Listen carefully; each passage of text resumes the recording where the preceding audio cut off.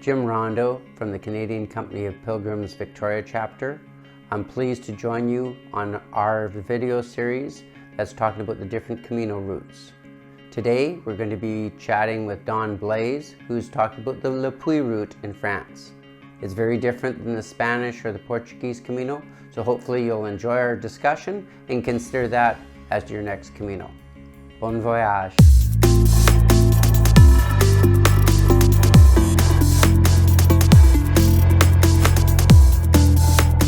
Hi Dawn, thank you very much for doing this interview. I'd like to thank you very much for participating and telling us about your experience on Le Puy route. Can you give us a little bit of the history about your walking and your involvement in the Camino Association? Yes. So I walked the last half of the Del Norte in 2013 and I got the bug.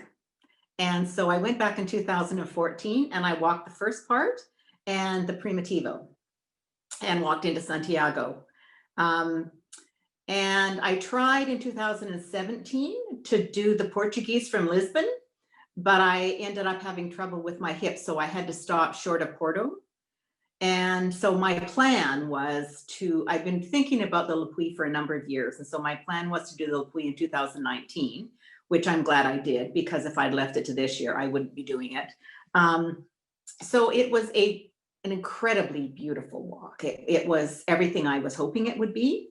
Thank you, Dawn. And can you tell us a little bit about the route and why you chose to walk that specific route? When my husband and I were walking the Del Norte, we met up with a fellow from France who had done the Le Puy 3 or 4 times. And he was delightful, and he walked with us for a number of days.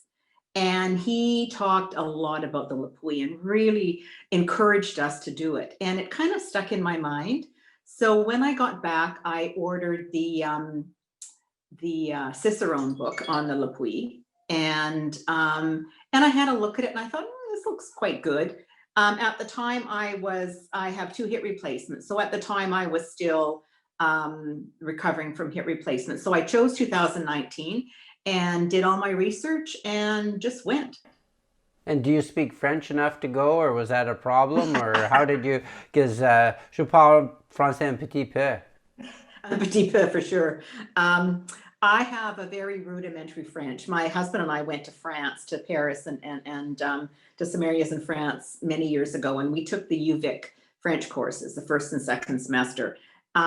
I also took French in high school, so I have a very rudimentary French.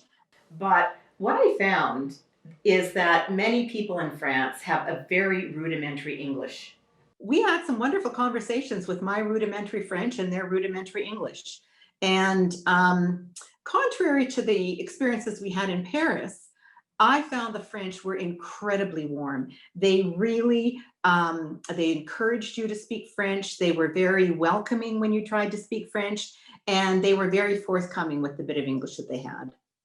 Now, in the Bien Bien Dodo, when they talk about the accommodation, they also indicate whether or not the owner has any English. So when I booked my accommodation, I tried to book in places where they had some English. And Dawn, can you tell us a little bit about the accommodations? I know they're very different than the Portuguese or the Francais route, and I know they're very unique to France. So can you explain that? Because it's very interesting. Yeah, it's different than Spain in that a lot of the accommodation, well, most of the accommodation is privately owned. So that you need to book ahead because the owners need to know how many people are coming. So when they prepare dinner, they've got the right amount of food. Because when you book your accommodation, which I did over Google Translate, and it was very easy. I didn't have any problems at all booking accommodation. When you book, you ask if you want dinner. You always get breakfast. If you want dinner, there's an extra charge, but it's called demi-pension. And so when I booked, I always asked for demi-pension, and I never booked a place that didn't have it, because a lot of the villages that I stayed in were very small, and trying to find a restaurant would have been difficult. Plus, the food in France is spectacular. It was unbelievable. And the lovely thing was that every night we sat around a table, and so everybody in the gîte sat around the table. So you got to talk to people, you got to talk to the owners. And I think because it was privately owned, the owners were very, really wanted to make you feel comfortable and warm and nourished, and they were just amazing. So the accommodation usually was just a single bed. Not, I did see some bunk beds, but primarily they were single beds. You always get a pillowcase, and a blanket. So I didn't take a sleeping bag, and I had no problems. Anywhere from 2 to 7 beds in the room, and there was always an ensuite. And I think that must be a requirement if you run a gîte in France, because there was always an ensuite for the room. Now, actually, I shouldn't say that. There wasn't always an ensuite. Occasionally, you had to run downstairs or down the hall. But for the most part, when you stayed in the room, irrespective of how many beds there would be some bathroom accommodation. Now, if you decided to do a chambre d'hôte, then you had your own room with your own ensuite bathroom. And there you would get blankets, sheets, pillowcases, towels, everything. So that was a little bit more expensive, probably, I would say maybe between 45, 46 to 70 euros, depending on the accommodation. I averaged out, I didn't keep a really tight budget, but I averaged out, I probably spent about 36 euros a day. And that would be for a bed and 2 meals, which is more expensive certainly than the Spanish walks. But I never had to go looking for a meal.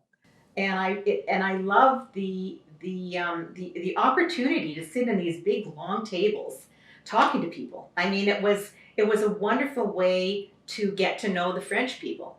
And I think probably about, I don't know, 55, 60% of the pilgrims were French. And then you got a smattering of everybody from many other countries. Dawn, can you tell us a little bit about the meals? I know there's a huge difference between the French cuisine and the Spanish food that we eat on the Camino. And I think people would be very interested on the French experience. Well, I didn't do the Camino Frances. I did the Del Norte. I found the food in France was not even comparable to Spain. I mean, it was so vastly better. So usually the dinners would start with either a salad, beautiful salad, or vegetable soup. And then the main was we had fish, chicken, beef, just about anything you can imagine. Usually with a starch and vegetables, lovely vegetables. And then sometimes there was a cheese course between the main and the dessert. And then you'd have these incredible French desserts like apple tart and chocolate whatevers, and it was pretty amazing. I didn't lose a lot of weight when I walked in France. It was pretty spectacular, and the breakfasts were all continental, but they were lovely because often we'd be sitting at the table in the morning at 7, waiting for the owner to come back from the boulangerie with fresh baguettes. And you'd have homemade jam and butter and coffee, tea. Now, the coffee in France isn't anywhere near as good as the coffee in Spain, which was a bit of a disappointment. And the orange juice isn't fresh. But those were the only 2 things that I really saw that didn't live up to my Spanish walks. Truly, it was amazing. Dawn, you talked a little bit about your guidebook. Can you explain to the listening public which guidebooks you used, which apps you used, and how you actually got around on your journey? Okay, to plan the trip, when I use the Cicerone guidebook to plan my itinerary. So I would look at Miami-Dodo and just see how difficult the day would be, and then I would decide how many kilometers I wanted to walk, and then I would use the Cicerone because the Cicerone is broken up into sections, so it's quite easy to just go, okay, I'm going to walk 20K today and I'll go from here to here. Then I would go into Miami-Dodo, which is the French guidebook, which is phenomenal. And I would find my accommodation there because their accommodation lists were far better than anything else that I saw. I use the Lightfoot guide because the woman who wrote the Lightfoot guide, she really talked a lot about the monuments, the history, the churches, the landscape. And so when I was planning the trip, I just made notes about the things that I might like to see along the way. But the only guidebook that I took was the Miam Dodo. And honestly, the waymarking in France is so good that you really don't need any kind of electronic. I really didn't want to get into the electronic thing. Dawn, can you explain the difference in the way marking? Because there's a big difference between the Spanish Camino or Portuguese Camino and the French Camino. So can you explain how in France they actually mark their walking trails? It is different, but it's very easy. They call their long distance walks Grand Randonnées or GRs. So the Le Puy is the GR 65. And so the markings are a red top bar and a white bottom bar. So along the way, because these grand randonnées and randonnées kind of intersect as you're walking through, so occasionally you'll see a yellow bar, which you shouldn't follow because the yellow bars are a completely different walk. It's just the red and white bars. And if you need to go left, then they have at the bottom white bar will indicate left. It'll go up and then it'll go across and then you go left. And for the right, it's exactly the same. And if there's the possibility of confusion about which way you should go, they'll put an X, a red and a white X. So it'll tell you which way not to go. And it was, honestly, I never got lost. And my husband will tell you I don't have a great sense of direction, but I had absolutely no problems. Can you talk about the walk itself and how you approached your daily walk? Because everyone does it differently, and I really appreciate you telling us your style of walking. Okay, so the route is about 760 kilometers, depending on what source you're looking at. And it goes from, I flew from Vancouver to Munich, Munich to Lyon, and I got a train from Lyon down to Le Puy-en-Velay. And from there I walked, and I would say the first month I walked. So I would say a little under half of the walk is fairly challenging. It kind of reminded me, I found it a little bit harder than the first 10 days on the Del Norte. So there's a lot of elevation, a lot of up and down, and I had a lot of rain, which is unusual I went in May and June, and it's unusual to have that much rain in May. So I was often walking fairly steep up and down with a lot of rain, which wasn't great. But anyway, that's neither here nor there. So I found the first part fairly challenging. And there's lots of, certainly Miam Dodo has a system for organizing ascents and descents. And if it's red, it means that it's very steep or the path is very rough. If it's orange, it means it's either steep and okay or not so steep and rough. And if it's green, it means that it's pretty gentle. So once I got to Mossack, I found from Mossack it was very easy. It was pretty much flat. And how far did you walk every day? How many kilometers, or did it vary a lot? Well, I started walking with the pack, but I have as I said, two artificial hips. And what I found was that it became pretty clear to me that I couldn't actually walk with the pack anymore. And I've kind of come to that realization that with my hips, I can't carry a pack. So I walked for about the first 12 days, and it was pretty rugged terrain. After that, I had my pack ported, which is so easy to do in France if you don't want to carry a pack and just want to carry a day pack. Yeah, there's a couple of organizations. You just email them and let them know where you are and where you're going to, and it costs €8 a day, and they'll pick your pack up. And I never had any problems. After that, I had my pack ported every day. The terrain is as varied as you're probably going to get anywhere. There was a lot of rock. There was a ton of mud. Now, everybody who walks the Camino knows about mud, and it's no big deal. Unfortunately, the mud on the Le Puy is clay. So I found myself on some steep downhill trajectories, kind of planting my feet like I was kind of skiing and then sliding down the hill. But it was all good fun. Honestly, it was just a completely different experience. And so, yeah, I've got lots of pictures of the different terrain. And then you'd be walking along these gorgeous farm roads with daffodils on the side of the path. There was a fair bit of road walking, but with only one or two exceptions. These were all very secondary roads, and there was virtually no traffic. I never, ever felt uncomfortable. And the paths were decently prepared, or are they more? Well, there were some challenging paths. I mean, there were lots of rocks sometimes. Sometimes it was pretty muddy, but I mean, the path was always clear. I never walked anything that seemed to me like it needed to be cleared. And Dawn, can you talk about some of the towns and sites that you saw during your journey? Oh, well, I took not halfway, probably about a third of the way through the walk. You can take a variant called the Selle Valley variant, or you can do the Rocamadour variant as well, but that's about 142 kilometers. I did the Selle Valley because I heard it was spectacular. And it was unbelievable. The scenery it's walking through the Selle River Valley, but they have these huge limestone cliffs, and it's quite challenging, but the scenery was spectacular. And I would recommend that. If people decide they want to do this route, I would definitely recommend the Selle Valley variant.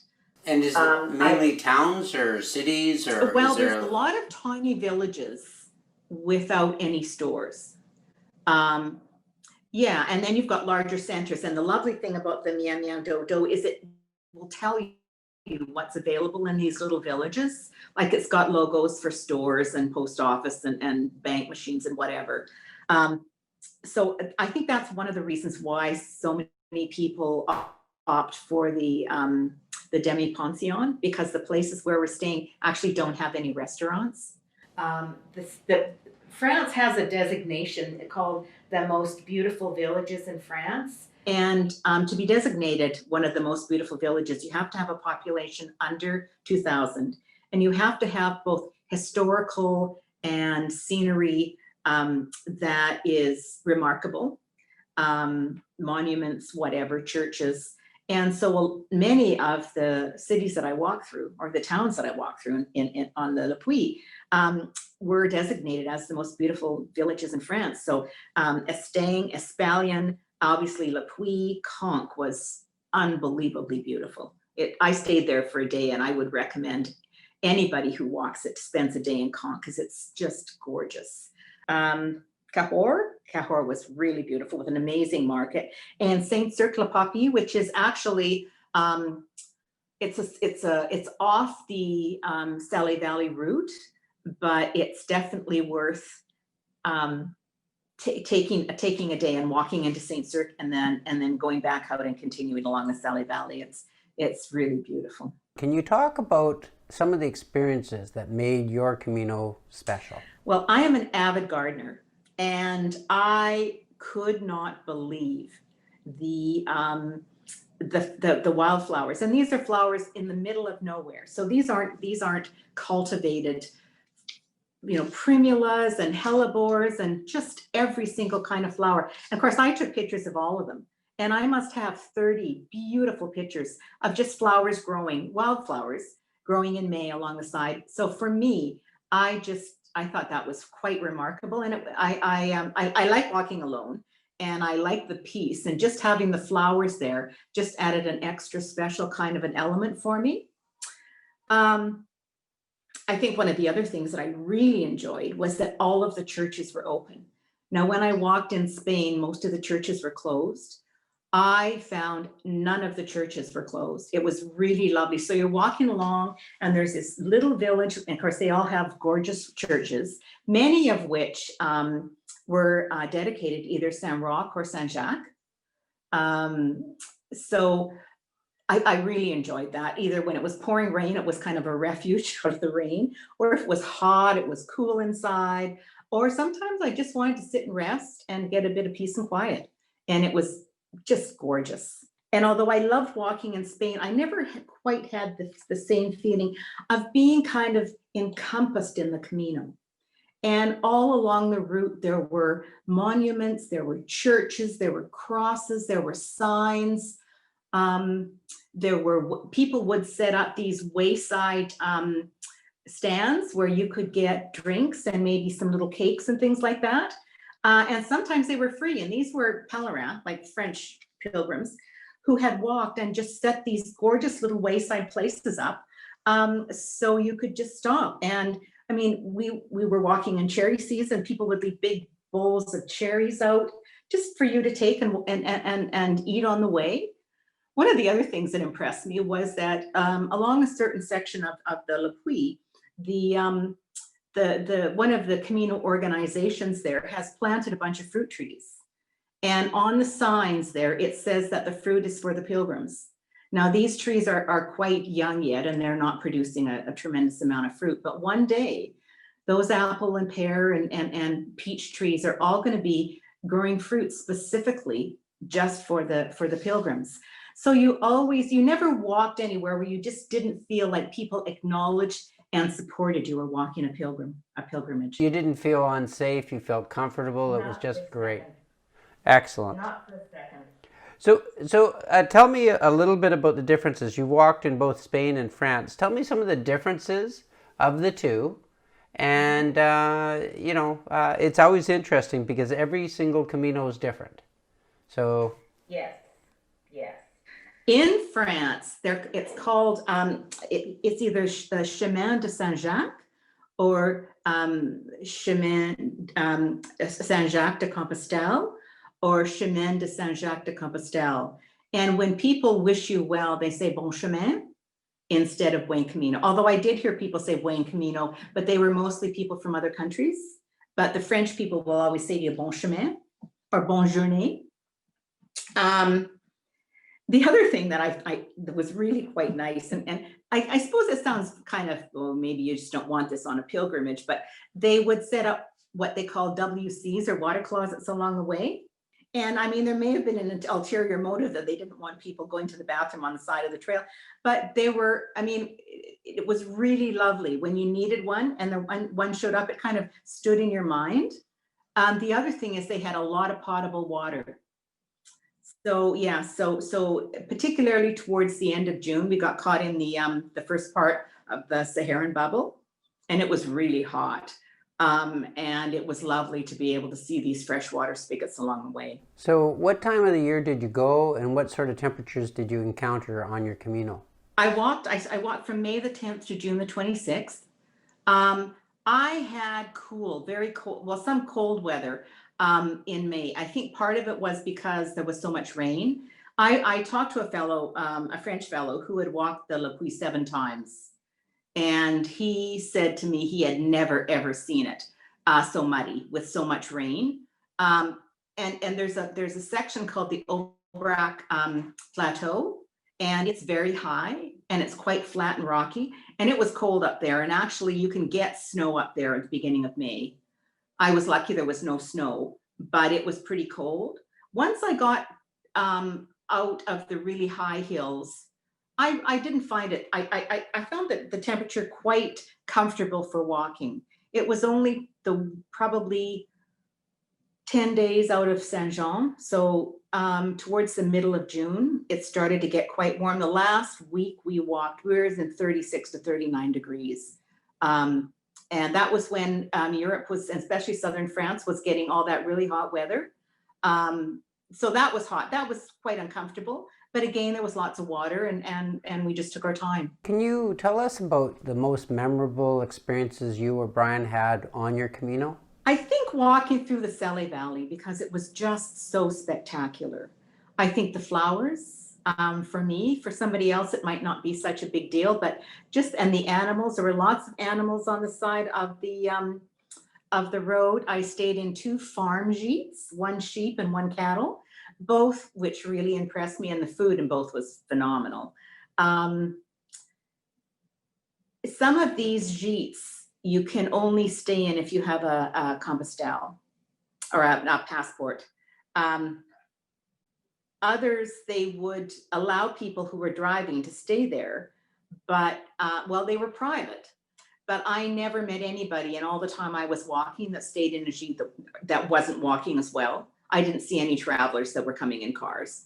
Well, where did you get your passport? Did you use a Canadian Company of Pilgrims? I used the Canadian one. Yeah, I always use the Canadian one. And yeah, that's good. And they do the same sort of stamps? Same stamping, yeah. You can get stamps in a lot, and you can get them in bars and places like that as well if they know, and sometimes in churches. I had a man who was standing outside the church doing some yard work, and I walked inside and he came running in after me, waving the stamp at me. So yeah, I just had lots of different experiences that way. French people were so lovely.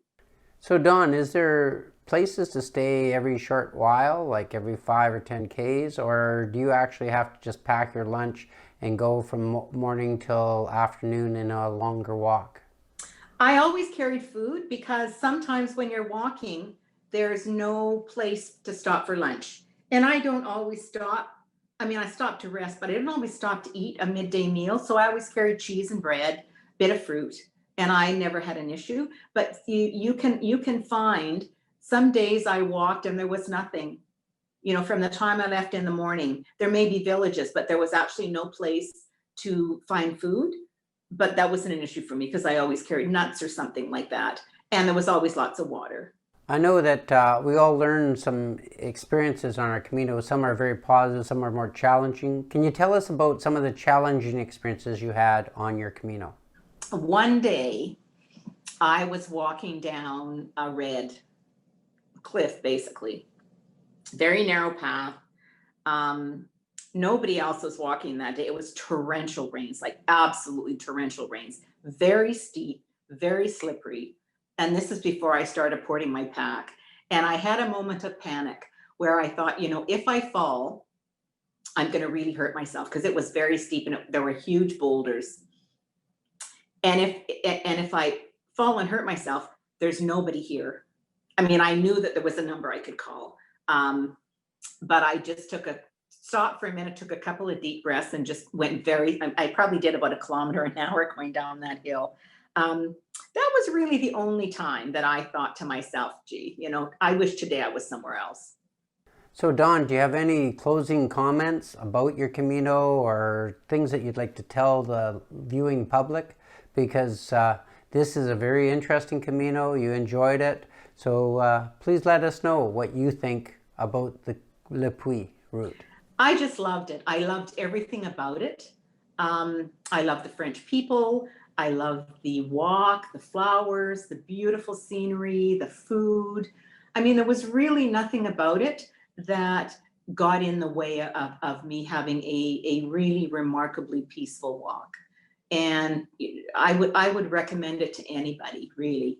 It's different, it's different than Spain, but if you kind of put that aside and just open yourself up to enjoying the differences and the similarities, I think you'd have a great time. Well, thank you very much, Dawn, for participating in the video, and we really appreciate your work on behalf of the chapter and the Canadian Company of Pilgrims. And I know that more and more people will walk the Le Puy route because of your video and your experiences. Bon Camino. Thanks a lot, Jim.